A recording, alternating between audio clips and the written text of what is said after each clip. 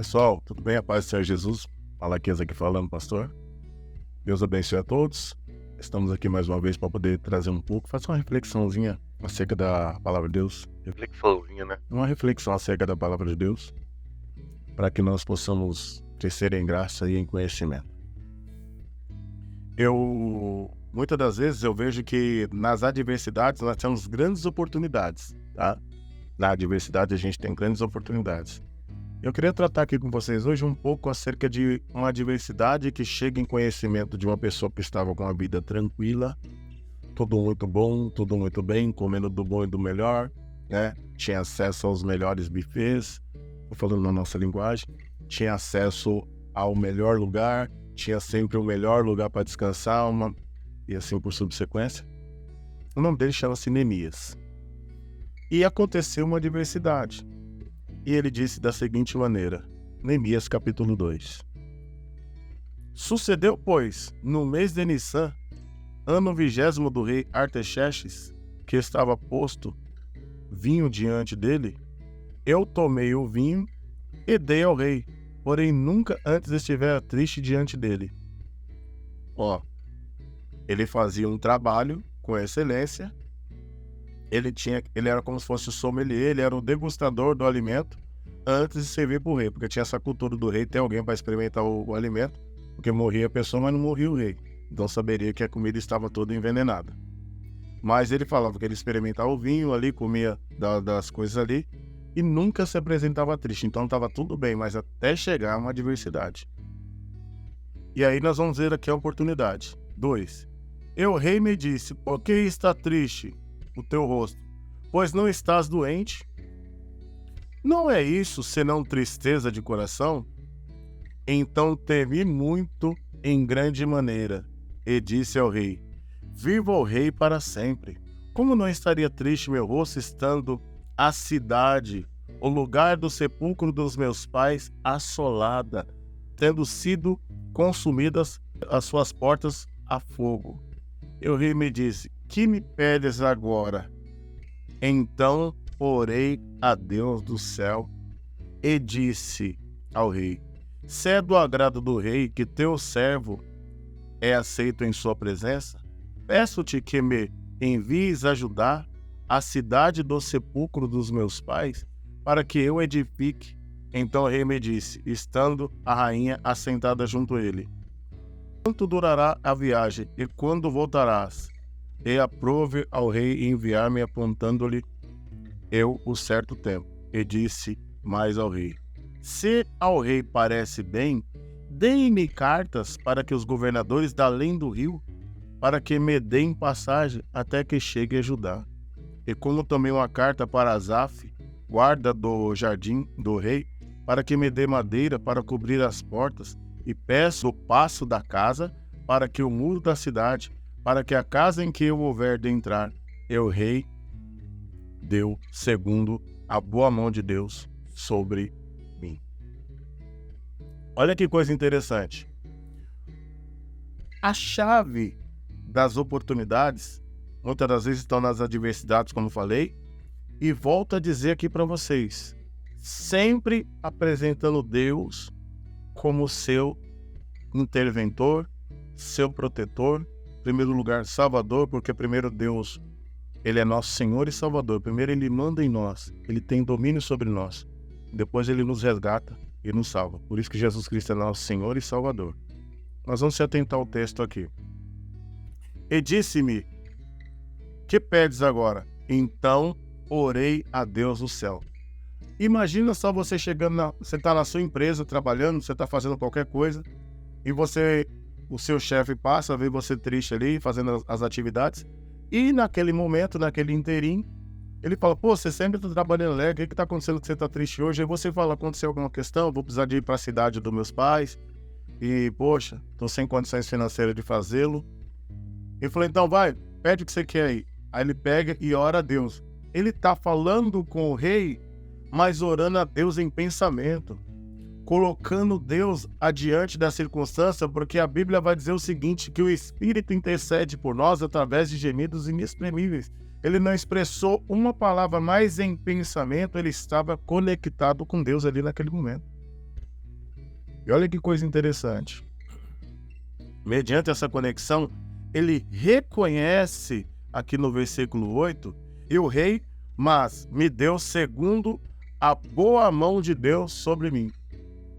Então não foi por persuasão, não foi porque ele era um cara bonito, porque era um cara legal, ele era apenas um servo, que corria risco de morte a qualquer momento.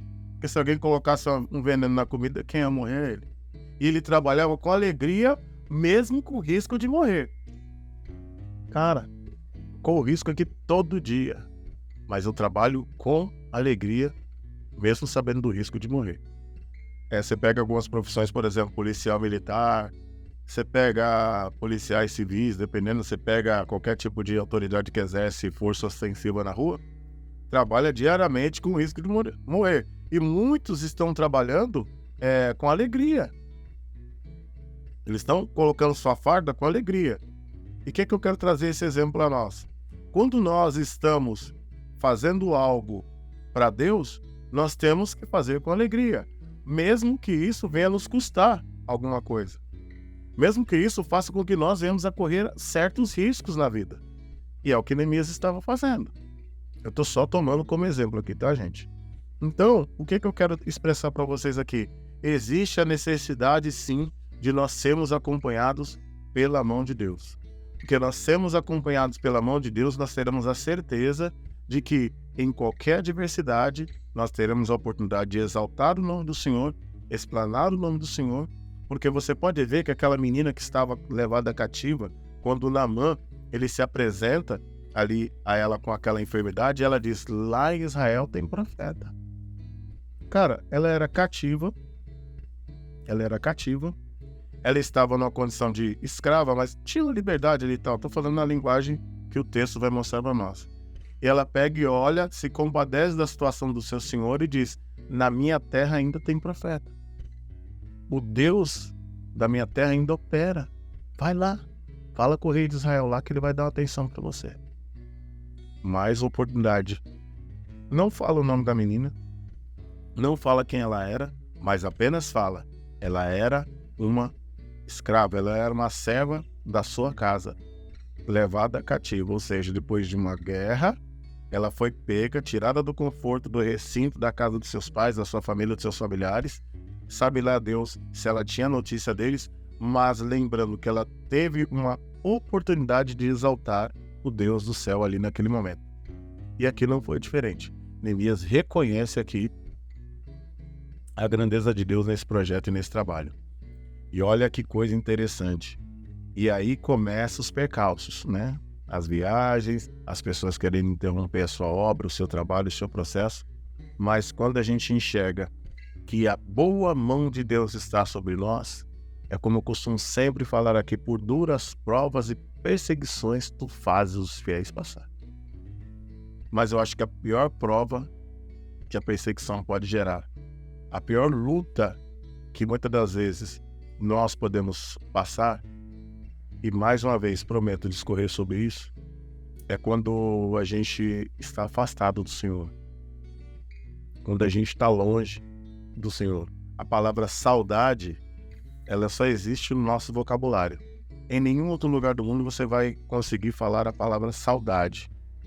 Nós entendemos, nós compreendemos que quando você sente a falta de alguém, quando você não vê a pessoa há muito tempo, você quer, tô com saudade de você, queria matar a saudade, a vontade de te ver. Né? Não tem outra expressão em outro idioma acerca disso. Mas saudoso você vai ficar quando muitas vezes você estiver afastado da presença de Deus. Porque quando a boa mão de Deus se afasta da gente, aí nós sofremos. E a pessoa que experimentou isso por completo chama-se Jesus Cristo. E ele disse assim, Pai, afasta de mim esse cálice. O cálice era o mal que ele haveria de tomar sobre si. E a ausência de Deus, porque a Bíblia vai mostrar que Jesus chama Deus apenas uma vez. Jesus sempre referia ao Senhor, Jeová, Yahvé, como Pai. Mas naquele momento na cruz ele fala, Deus meu, por que me desamparaste? E nesse momento aqui do texto a gente vê que a mão de Deus estava sobre Neemias. Então que você possa aproveitar as oportunidades que são lhe dadas, através das adversidades, através das más notícias que chegam até você, porque a Bíblia vai dizer: aquele que tem seu coração arraigado em Deus, ele não teme más notícias. E que você possa fazer das más notícias, das adversidades, uma oportunidade para que você possa exaltar o grande nome do Senhor. Que Deus abençoe a todos.